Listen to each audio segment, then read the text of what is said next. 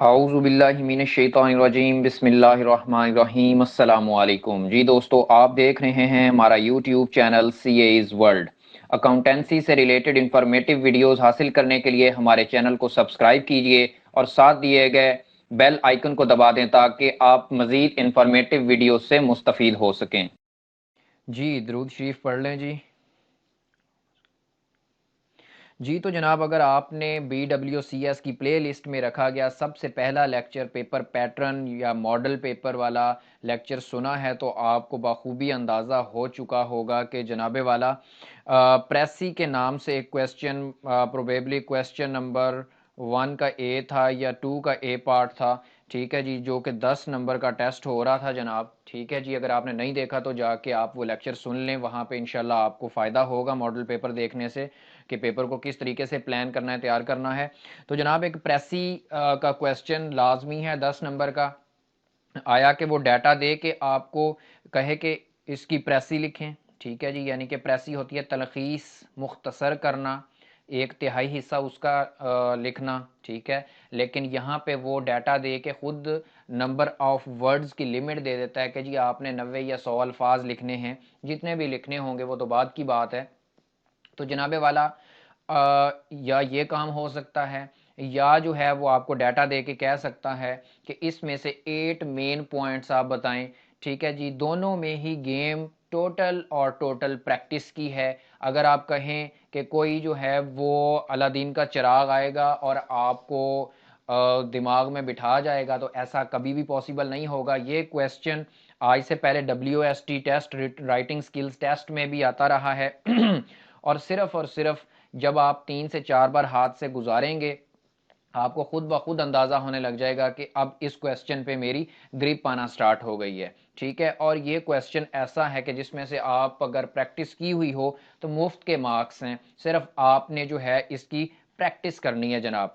तो मज़ीद टाइम ज़ाया किए बिना जो है वो मैं आगे बढ़ता हूँ। सबसे पहले हम जो है वो इसके कुछ रूल्स पढ़ेंगे और उसके बाद जो है वो मैं आपको प्रेसी का क्वेश्चन भी दिखाऊंगा जो पहले आते रहे हैं।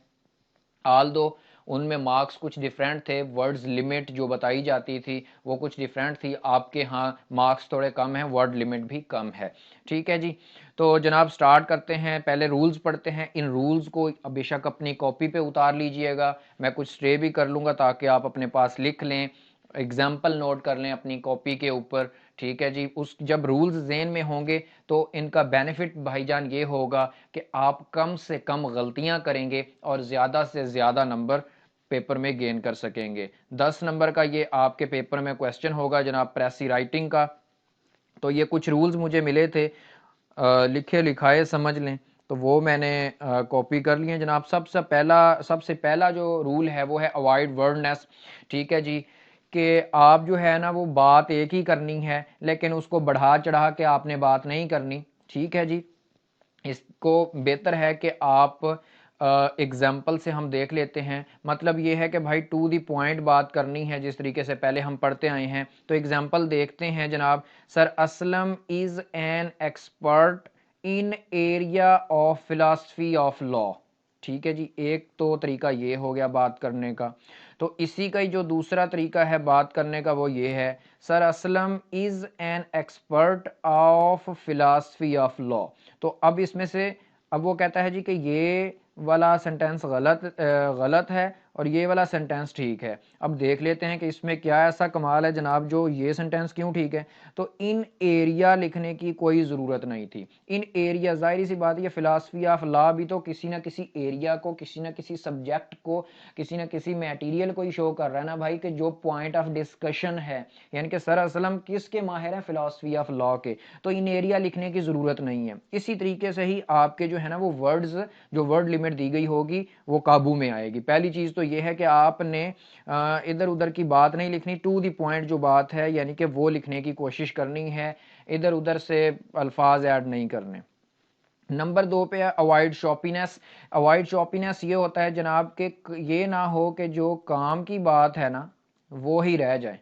काम की बात आपने ज़रूर लिखनी है। बेधड़ंगी चीज़ें जो हैं, फजूल चीज़ें, जैसे ऊपर अभी हमने देखा कि ये दो वर्ड्स ऐसी चीज़ें नहीं लिखनी। हाँ, ये ना हो कि इनके चक्कर में जो है वो जनाब आप काम की बात यानी कि जैसे फ़िलासफ़ी ऑफ लॉ, ठीक है जी, ये लिखना भूल जाएँ या छोड़ दें, स्किप कर दें, या एक्सपर्ट का वर्ड, यानी कि जो चीज़ें ज़रूरी हैं वो ज़रूर आनी चाहिए। एग्ज़ाम्पल पढ़ लेते हैं जनाब इसकी, कि कैसे वो कहता है कि जी अवॉइड चॉपीनेस जो है वो उसमें वो कहता है कि काट छांट करनी है आपने। चॉपीनेस में वो कहता है काट छांट ज़रूर करनी है, जो इररेलेवेंट मटेरियल है उसको आपने ज़रूर साइड वे करना है, लेकिन जो काम की बात है वो बरकरार रहनी चाहिए। अब पढ़ लेते हैं जनाब इसको। There was a boy, his name was Ali, he asked me a question, the question was strange, the question was about the cancellation of let. ये लॉ एडमिशन टेस्ट होता है एक, आपके समझने की बात नहीं है, वैसे मैंने बता दिया आपको, ठीक है जी। तो जनाब इसमें क्या है, वो बार बार जो है ना वो उसका there was a boy, his name was Ali, he asked me question, तो इसको सिंपल तरीके से भी पूछ सकता था अली। अब जाहिर सी बात है, there was a boy his name was Ali, तो अली अगर आप खाली लिखेंगे तो सबको इल्म है कि भाई अली एक लड़का ही है, कोई लड़की तो नहीं है, ठीक है जी। तो अली से ये एक सिंपल चीज क्लियर कवर हो गई। Ali asked me a strange question, इधर वो बार बार बता रहे ही asked me a question, the question was strange, यानी कि बहुत लंबी बात कर ली, ठीक है जी। इधर जस्ट वो लिखता Ali asked me a strange question, तो बात जो यहाँ तक उसने 4 फिक्रों में की है इधर एक फिक्रे में ही कवर हो रही है। The question was about the cancellation of let, about the cancellation of let, the question was के लफ्ज दोबारा हट गए, ठीक है जी। तो ये गलत, ये ठीक। अब क्या किया, काम की बात भी बता दी और फजूल वर्ड्स भी उड़ा दिए। दो असूल, पहला ये है कि आपने खामखा जो है वो वर्ड्स नहीं ऐड करने, टू दी पॉइंट चीज़ लिखनी है। दूसरे में भी असल यही है कि टू दी पॉइंट लिखनी है, ठीक है जी, लेकिन ये करना है कि आपने इररेलीवेंट चीज़ों को उड़ाते हुए काम की बात लिखना भूल नहीं जाना, ठीक है जी। अच्छा, नंबर 3 इसका असूल है जनाब अवॉइड पैसिव वॉइस, ठीक है जी। आपने 9वीं 10वीं में पढ़ा था एक्टिव वॉइस पैसिव वॉइस, ठीक है जी।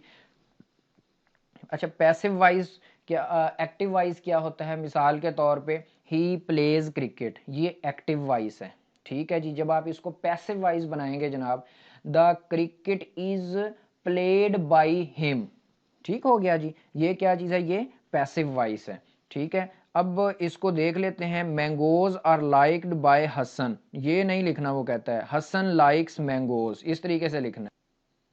तो ये है कि आपने जनाब जो है ना वो एक्टिव वॉइस फिक्रा यूज़ करना है, जैसे कि ये एक्टिव वॉइस है हसन लाइक्स मैंगोज, ठीक है जी। ये वाला तरीका आपने इस्तेमाल नहीं करना, mangoes are liked by Hasan, ये असूल इस्तेमाल नहीं करना, नहीं तो ये गलत कंसीडर किया जाएगा और इसके आपके मार्क्स पिनलाइज होंगे। अब क्या है, आप अपनी तरफ से थोड़ी करेंगे, मिसाल के तौर पे अब ये है कि उसने एक फिक्रा दिया हुआ मिसाल के तौर पे इस तरीके से ही अपने डाटा के अंदर, तो आपने मेहरबानी करके इसको इस तरीके से कन्वर्ट नहीं करना, ठीक हो गया जी। अच्छा, नंबर 4 असूल जो है जनाब वो ये है कि अवॉइड लिस्ट, ठीक है जी, या यूज वन वर्ड सब्स्टिट्यूशन, ठीक है जी। अवॉइड लिस्ट का मतलब है कि मिसाल के तौर पे आपको मुख्तलिफ जो है ना वो टीचर्स का नाम दिया गया है, ठीक है जी। मिसाल के इसकी मिसाल ले लेते हैं, ठीक है जी। मिसाल के तौर पे एक टीचर है जी, ए बी सी डी, ठीक है जी। तो वो कहता है आपने ये मेहरबानी नहीं करनी कि आप जो है ना वो सब का नाम लिखें, ठीक है। इसका असूल ये होता है कि आप उनकी जगह पे जो है वो मिसाल के तौर पे लिख सकते हैं जी प्रोफेसर्स, ठीक है जी, या teachers, one word will show that the personalities, ठीक है जी। यानी कि आपके एक लफ्ज ने जाहिर कर दिया कि भाई आप, जाहिर सी बात है जो डाटा में प्रोफेसर्स के नाम दिए गए हैं उन्हीं को ही बताना चाहते हैं। अगर आप सबका अलग अलग नेम लिखेंगे, ठीक है, तो उसका मतलब क्या हो जाएगा जी कि वो आप अपने डाटा को खामखा बढ़ा रहे हैं और जो प्रेसी के असूल हैं उनकी खिलाफ वर्जी कर रहे हैं, ठीक है जी। अवॉइड लिस्ट यानी कि ये इस काम से अवॉइड करें, और यूज़ वन वर्ड सब्स्टिट्यूशन, इसका मतलब है जिस तरीके से ये मैंने प्रोफेसर लिख दिया ना, उसकी निस्बत के आप A B C D professor, professor A, professor B, professor C, professor D, ठीक है, या मुख्तलिफ लिखते नाम तो उसकी निस्बत आपने जस्ट प्रोफेसर लिख दिया, या डॉक्टर्स हैं तो जस्ट आप डॉक्टर लिख देते, एक्सपर्ट्स हैं तो इस तरीके से, ठीक है। इसकी एग्जाम्पल पढ़ लेते हैं। According to Ali, a student learns more from his experience than his books.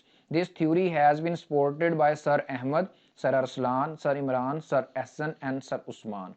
अब क्या इसमें गलती है जनाब? यहाँ से ये काम नहीं करना, ठीक है जी, ये गलत कंसीडर होगा।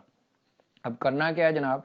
According to Ali, a student learns more from his experience then book, faculty and administration supports this theory.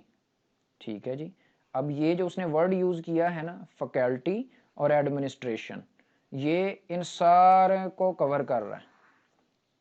ठीक है जी। तो ये शॉर्ट तरीका है, ये असूल वो कहते हैं। ठीक है, ठीक है जी।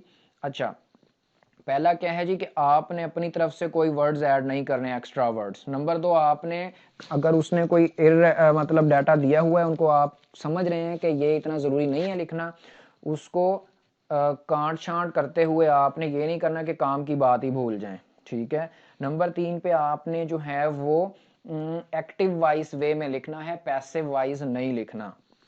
नंबर 4, आपने लिस्ट बनाने से अवॉइड करना है, उनके लिए कोई एक लफ्ज वाला सब्स्टिट्यूट इस्तेमाल करें। ठीक है जी। उसके बाद जो है नंबर 5 रूल है जनाबे वाला, avoid extra examples, comparisons, explanation, statistics if not important. ठीक है जी।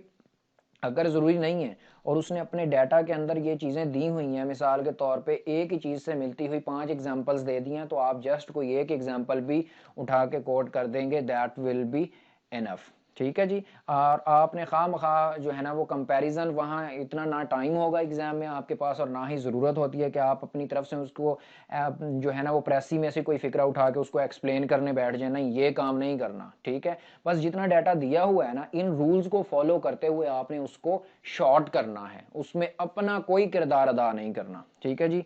अच्छा, नंबर 6 बहुत इंपॉर्टेंट है, ये आप गलती कर सकते हैं पेपर में। ठीक है जी। मोस्ट इंपॉर्टेंट पॉइंट है जनाब ये। अब होता क्या है पेपर के अंदर, आपको दिखा देता हूं मैं कंटेंट।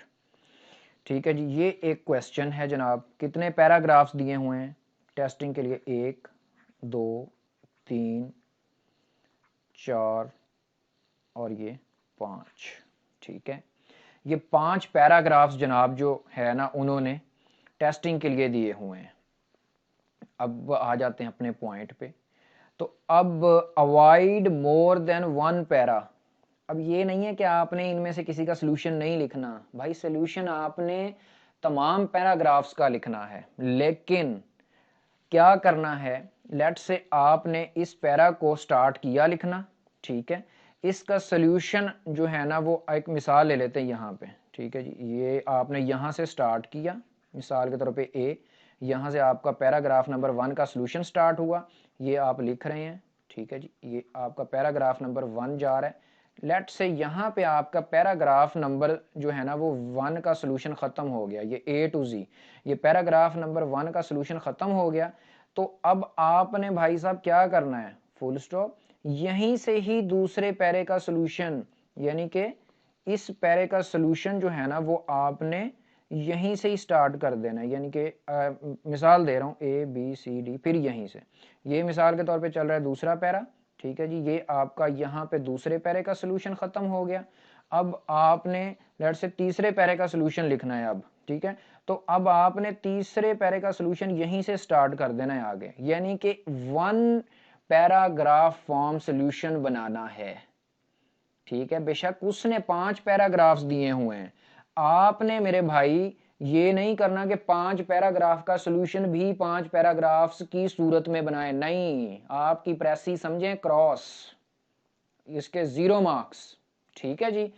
आपने सॉल्यूशन 5 का लिखना है, लेकिन एक पैराग्राफ की सूरत में लिखना है। मिसाल के तौर पे ये तीसरा पैराग्राफ है, ये इसका सॉल्यूशन यहां तक। ठीक है जी। यहां से आपने चौथे का सॉल्यूशन स्टार्ट कर देना है, ये आपका चौथा पैराग्राफ चल रहा है। ठीक है जी। लेट से यहां चौथे का सॉल्यूशन खत्म हुआ, आपने 5वें पैरे का सॉल्यूशन यहीं से स्टार्ट कर देना है। ठीक है जी।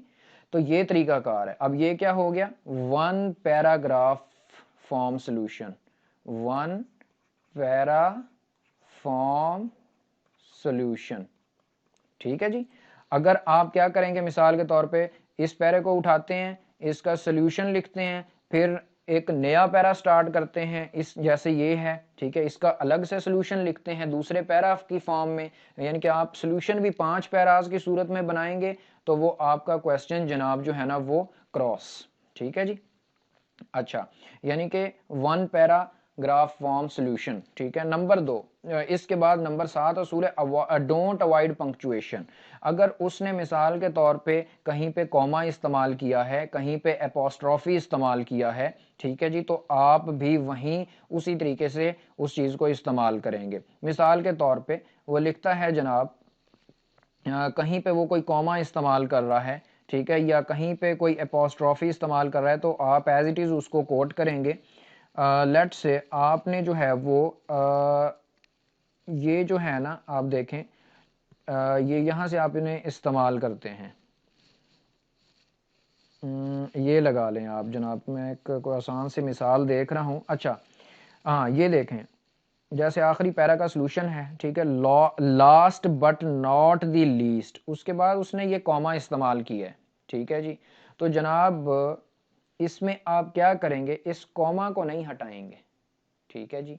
अच्छा, जैसे उसने ये वाला कॉमा इस्तेमाल किया है, ठीक है, हाँ चीज़ों को आपने शॉर्ट ज़रूर करना है, लेकिन जहाँ पे जो कॉमा, जहाँ पे जो एपोस्ट्रॉफी, जहाँ पे फुल स्टॉप यानी कि उसने बरकरार रखा हुआ है, उसको आप नहीं छेड़ेंगे। एग्जाम्पल इसकी ले लेते हैं, Karachi is famous for biryani, Lahore is famous for Karachi, Peshawar for chapli kebab and Pindi is famous for pulao. अच्छा जी। अच्छा, कराची, अब इसका राइट सॉल्यूशन क्या है, वो कहता है जी Karachi is famous for biryani, comma, Lahore for karahi, comma, Peshawar for chapli kebab, comma, Pindi for pulao. अब फुल स्टॉप आ गया, यानी कि उसने बात भी सारी कर दी। ठीक है जी। और पंक्चुएशन को नहीं छेड़ा। ठीक है जी। पंक्चुएशन को अवॉइड नहीं करना, यानी कि कॉमा, फुल स्टॉप, एपोस्ट्रॉफी, उसने कोई जो है वो इन्वर्टेड कॉमाज के अंदर कोई चीज़ लिखी हुई है, तो आपने मेहरबानी अपने कर्म से ये काम नहीं करना। ठीक है जी। अच्छा, सबसे इंपॉर्टेंट चीज़ जो है वो जनाब टाइटल जो है ना, यानी कि उन्वान। अब उन्वान आपको ख्वाब तो नहीं आ जाएगा कि उन्वान क्या होना चाहिए।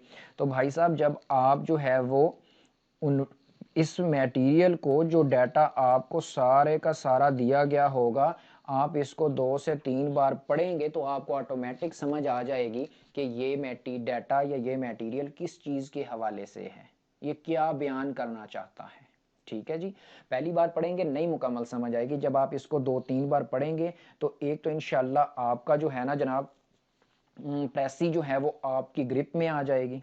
ठीक है, आपने इसको मुख्तसर कैसे करना है, और जब आप इसको 2 से 3 बार पढ़ेंगे तो इसका टाइटल भी आपके जहन में आ जाएगा। हाँ, लेट से ये है कि मिसाल के तौर पे आपको स्टार्ट में अभी टाइटल आप कहते हैं नहीं यार, ये मैं एक बार इसको पहले प्रेसी इसकी लिख लूँ, ठीक है, तो मैं टाइटल बाद में लिख लूँगा, तो वो उन्होंने जगह ही अलग बनाई हुई है कि ऊपर उन्होंने क्वेश्चन पेपर में जिस तरह के पहले टाइटल का एक वो कॉलम है, कोई मसला नहीं, अगर आप पहले प्रेसी कर लें तो बाद में जो आपको मुनासिब लगे वो आप टाइटल लिख सकते हैं। ठीक है। हाँ, टाइटल का ये होता है कि एक से ज़्यादा भी लिखे जा सकते हैं, लेकिन बेहतर है कि आप एक ही लिखें, अच्छा लिखें। जो, हाँ, टाइटल ये लिखना है कि भाईजान रेलिवेंट हो, बोंगी नहीं मारनी, रेलिवेंट हो। ठीक हो गया जी।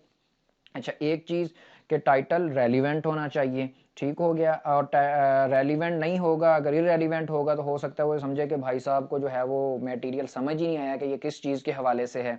नंबर 2 जो है वो आपको जो वर्ड लिमिट, जिस तरीके से उसने यहाँ पे वर्ड लिमिट दी हुई है, ठीक है जी, write a precis of 125 to 135 words. ठीक है जी, ये तो WST के हवाले से रिक्वायरमेंट होती थी, तो आपकी गालिबन जो है वो 95 से 100 है, वो देख लीजिएगा वो लेक्चर ओपन करके। ठीक है जी। जो भी आपकी लिमिट है ना जनाब, आपने इस लिमिट के अंदर रहना होता है। ठीक है जी।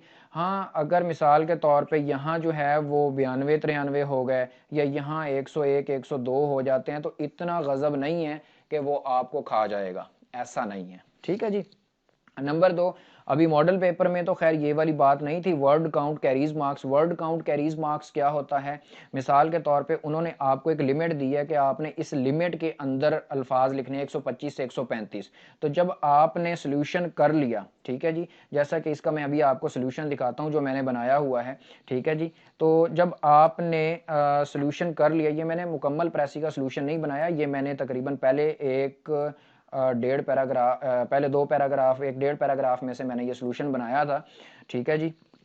तो जनाबे वाला अब ये है एंड पे, यानी कि टोटल वर्ड काउंट, जैसे कि ये मैं मकसद ये था दिखाने का कि वर्ड काउंट कैरीज मार्क्स। तो ये टोटल वर्ड काउंट जो आपने लिखे हैं यानी कि, ठीक है जी। तो WST में तो इनके भी मार्क्स होते थे, अब का नहीं इलम कि वो जो है वो मार्किंग स्कीम में इसके मार्क्स रखता है या नहीं रखता, वो तो क्वेश्चन पेपर बताएगा आपको। अगर लिखा होगा तो फिर तो श्योर होंगे कि उसके मार्क्स होंगे, अगर नहीं बताएगा तो शायद वो इसके मार्क्स ना भी रखे। ठीक है जी। तो अगर वैसे भी आप उस पे एग्जामिनर को ज़रा पता चले ना कि हाजी बशीर साहब जो हैं उन्होंने बड़ी ज़बरदस्त जनाब तैयारी की है और इम्प्रेस करें आप एग्जामिनर को जनाब, तो आप वैसे भी टोटल वर्ड काउंट, ठीक है जी, लिख के इज इक्वल टू जितने भी आपके वर्ड बन रहे हो, मिसाल के तौर पे बन रहे हैं 95, तो आप 95 total word count is equal to 95, इस तरह लिख दीजिएगा। ठीक है जी। अच्छा, इसके बाद इसके बाद अवाम अक्सर कहती होती है जी कि टोटल वर्ड काउंट में इज एम आर, भाई normal is M R A N दी आप गिनने बैठ जाएंगे फिर तो आपके लफ्ज वैसे ही पूरे हो जाएंगे। हाँ, आप वो प्रेपोजिशन, वो एडवर्ब जरूर काउंट कीजिएगा जो किसी फिक्रे से आपका रब्त कायम करवा रहा हो, यानी कि कोई लिंकिंग बन रही हो, तो उसको काउंट करना है। नॉर्मल में हर दूसरे छोटे ऐसे लफ्ज को काउंट नहीं करना। ठीक है जी। अब इसको देख लेते हैं, ये सारे रूल्स आपने पढ़ लिए जनाब। ठीक है। हाँ, अब इसके मेथड की तरफ आते हैं कि भाई इसको अटेम्प्ट किस तरीके से करना है। ये तो उसूल हो गए ना जहन में मद्देनजर रखते हुए कि आपने इजाफी वर्ड्स अपनी तरफ से नहीं ऐड करने, काम की बात ना आपकी चली जाए। ठीक है। एक्टिव वाइज यूज करना है, पैसिव वाइज नहीं यूज करना, कोई एक सब्सटीट्यूट लफ्ज यूज करना है, लिस्ट नहीं बनाने बैठ जाना। ठीक है जी। कोई एक्सप्लेनेशन नहीं देने बैठ जाना। उसके बाद एक वन पैराग्राफ फॉर्म सोल्यूशन होना चाहिए। उसके बाद आपने जो है वो पंक्चुएशन जिस तरीके से उसने लगाई हुई है, इस्तेमाल की है, उसी तरीके से इस्तेमाल करनी है। टाइटल की सिलेक्शन कैसे करनी है। उसके बाद जो है वो मैंने वर्ड काउंट पे बात कर ली। ठीक है। उसके बाद मैंने आपको वर्ड लिमिट के बारे में बता दिया। ठीक है। अब जनाब जो है ना वो एक मिसाल आपको दे रहा हूं जनाब, एंड में मैं आपको टाइम दूंगा कि वो रूल्स आप अपने पास लिख सकें। 2-3 मिनट में चला दूंगा एंड पे, उसको एक जगह पे ठहरा दूंगा स्क्रीन को। ठीक है जी। ताकि आप उसको कॉपी पे नोट कर लें। तो जनाब अच्छा, सबसे पहले आपने मटेरियल को 2 से 3 बार डाटा को पढ़ना है सारे को। ठीक है जी। अच्छा, फिर आपने 2 से 3 बार पढ़ लिया, आपको पता चल गया ये किस चीज़ के मुतालिक है, तो आपने अब उसका सोल्यूशन स्टार्ट करना है। तो जनाब सोल्यूशन के लिए आप क्या करेंगे, सोल्यूशन के लिए आपने देखें लिखना बेशक 1 पैराग्राफ फॉर्म में है। ठीक है। लेकिन पहले आपने तरीका ये अख्तियार करना है कि यानी कि जैसे मैंने आपको बताया कि यहाँ से आपने पैराग्राफ 1 का सोल्यूशन स्टार्ट किया। ठीक है जी। लेट से वो यहाँ तक चला, तो आपने पहले ये नहीं करना कि इकट्ठी को पढ़ें और उसका लुबे लुबाब जहन में रखें और लिखना स्टार्ट करें। नहीं, आपने पहले इसको पढ़ा, इसका सोल्यूशन लिख लिया, यानी कि 2 लाइनें पढ़ी, उसको प्रिसाइज किया, उसका सोल्यूशन लिख के फिर अगली 2 लाइनें उठाई, उनका सोल्यूशन लिखना 1 पैरा की सूरत में है, लेकिन इस तरीके से लिखना है। इस तरीके से आप तलखीस बड़ी आसानी से कर लेंगे। इसमें जनाब देख लेते हैं, drawing money from an ATM is easy but it is not as safe as one may think. Don't be deceived into believing that your card is not susceptible to data capture. ठीक है जी। Data is stored on ATM cards either on chips और on magnetic strips. Data from these magnetic strips or chips can be compromised by using various types of devices such as skimmers and shimmers. With this information, a criminal can have access to your account data. ठीक है जी। अच्छा जनाब, simple इसमें वो ये बता रहा है कि ATM पे जो वो आप ATM कार्ड डालते हैं तो वहाँ पे मुख्तलिफ डिवाइसेस वो लगा देते हैं, तो वहाँ से वो जो है ना वो आपके डाटा को वो हैक कर लेती हैं, जिससे आपका अकाउंट हैक हो जाता है। लुबे लुबाब इसका यही है। अगर आपको हाँ इसकी प्रैक्टिस के लिए मटेरियल फाइल्स चाहिए होंगी तो मुझे बताइएगा, मैं ग्रुप में भी दे दूंगा। मुझे पर्सनल मैसेज करके भी आप ये फाइल्स ले सकते हैं। हाँ, ये है कि आप इसका सोल्यूशन जब लिखेंगे तो वो आप PDF फॉर्म फाइल बना के मुझे सेंड करेंगे, मैं रिव्यू करके आपको आपकी गलतियां बता दूंगा। अगर ठीक होगा तो हाजी बशीर साहब जनाब मैं ताबेदार आपको शाबाश भी दूंगा। ठीक है जी। तो जनाब अब इसका एक सोल्यूशन, अच्छा आपने लेट से दो यहाँ तक सोल्यूशन कर लिया, फिर आपने 2 लाइनें उठानी है, उसको शॉर्ट करना है। ठीक है। तो इस तरीके से ये होगा कि आप तंग भी नहीं होंगे और आपकी प्रेसी का क्वेश्चन भी अच्छा हो जाएगा। ठीक है जी। अब drawing money from an ATM is easy but not safe. ठीक है जी। अब मैंने इसमें से क्या काटा है, ड्राइंग मनी। ठीक है जी, ठीक है, drawing money from an ATM. ठीक है जी, from an ATM is easy. ठीक है जी, इज इजी, यहां तक सेम है। ठीक है जी। बट इसने कहा it is not as safe. ठीक है जी। मैंने अब क्या किया है, बट नॉट सेफ। ठीक है जी। अब मैंने क्या यहाँ पे जो है ना वो काम किया है, मैंने जो है ना यहाँ से ये बट इट इज का लफ्ज क्योंकि जरूरी नहीं था और एज भी नहीं इतना जरूरी था। ठीक है जी। वन में थिंक की भी कोई जरूरत नहीं थी।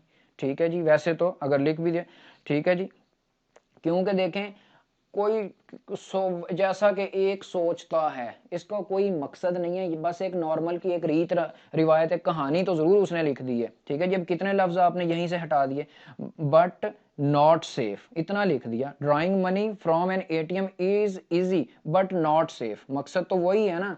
वो क्या कहता है जी कि एटीएम से पैसा निकलवाना आसान है, लेकिन जितना एक सोचता है उतना ज्यादा महफूज नहीं है, मकसद तो यही है। तो अगर आप जो मैंने यहाँ लिखा है, drawing money from an ATM is easy but not safe. ठीक है जी। वो जितना कोई एक सोचता है उतना वो लिखने की जरूरत नहीं है भाई, मकसद यहाँ आपका पूरा हो रहा है। ठीक है जी। इसी तरीके से आप जो है वो आगे जितना चलते जाएंगे, ठीक है, तो ये इंशाल्लाह सोल्यूशन है। हाँ, थोड़ा सा जो है ना यहाँ पे आपको ये एक लुक आ सकती है कि ये इन्होंने जो दूसरा पैराग्राफ बना दिया, नहीं ये नहीं था, बस वो थोड़ा सा लिखते हुए मैंने ये गलती की है, तो यहीं से मुझे स्टार्ट ले लेना चाहिए था ताकि ये एक इमेज ना आ जाए कि ये कोई सेकेंड पैरा स्टार्ट हुआ है। सेकेंड पैरा नहीं स्टार्ट होना चाहिए, कोई आपका ऐसा इमेज ना आ जाए एग्जामिनर के पास कि आपने जो है वो दूसरा पैरा स्टार्ट किया है। ठीक है जी। उसके बाद एंड पे टोटल वर्ड काउंट। तो ये है मेरे भाई लिखने के तरीकाकार। ठीक है। तो अब इसकी है सिर्फ प्रैक्टिस। मैं रूल्स आपके सामने 2 मिनट के लिए जो है वो रख देता हूं ताकि आप इनको कॉपी कर सकें।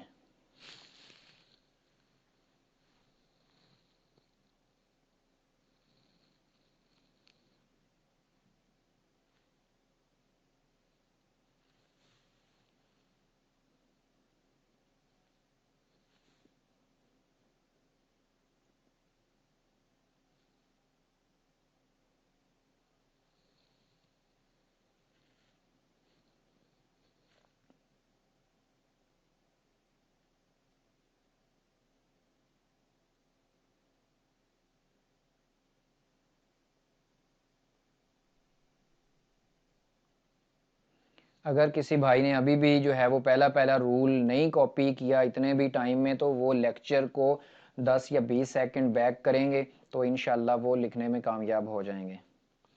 बाकी देखें हाजी बशीर साहब, आपने टेंशन नहीं लेनी, इंशाल्लाह आई कैप में आप पास होंगे अल्लाह के हुक्म से, बाफजले खुदा इंशाल्लाह पेपर पैटर्न को लेके।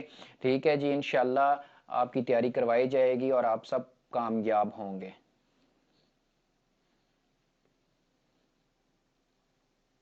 आप इनकी शॉर्ट एग्जांपल्स भी लिख सकते हैं, लाजमी नहीं है कि ये आप पूरी पूरी डिटेल लिखें।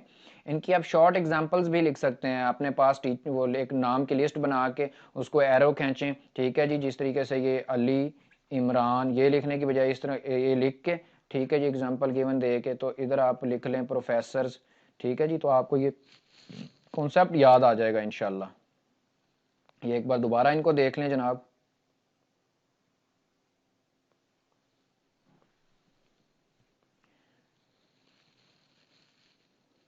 ये वन पैराग्राफ फॉर्म सोल्यूशन जहन में रखिएगा, ये गलती ना कीजिएगा। पेपर के अंदर टाइटल भी क्वेश्चन को 2 से 3 बार मेरे भाई पढ़ के फिर आपने सेलेक्ट करना है।